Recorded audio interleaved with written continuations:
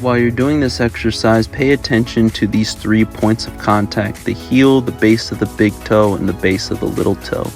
That's basically the tripod of your foot. It's going to teach you some foot stability while you're doing this exercise. Now, before I start, I lift up my collarbones to get my mid back in extension, and I contract my glutes before I even start. This is going to give me a nice neutral back as I bend around the hips.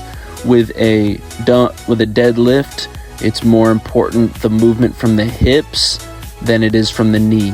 I'm bending the knee some, but the primary mover is the hips on this.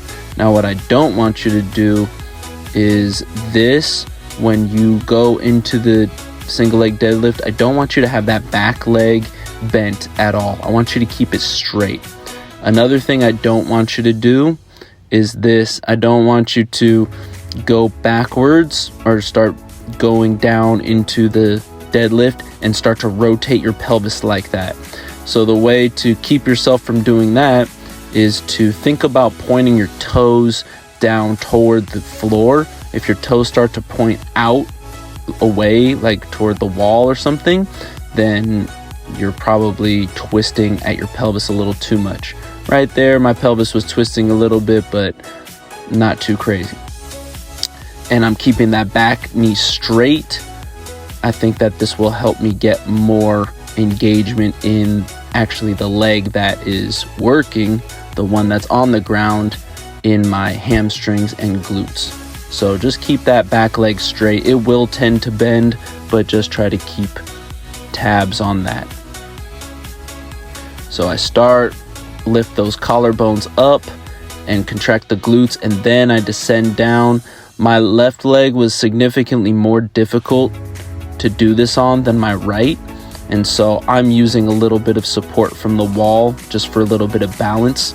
Just kind of noticed that I had to shift a lot more over to my left side when doing it.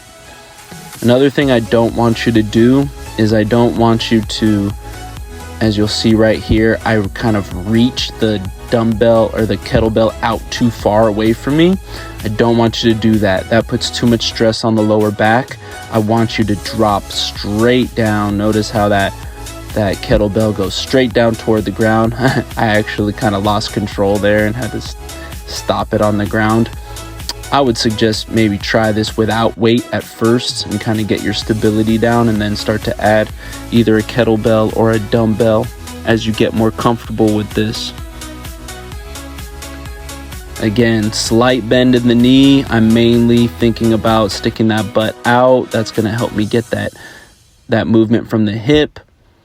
And I'm going to use some wall support as I need to, but eventually the goal is that I will not need any help from the wall or any outside source, that I would be able to do this with my own balance, stability, and I would even be able to add weight to it.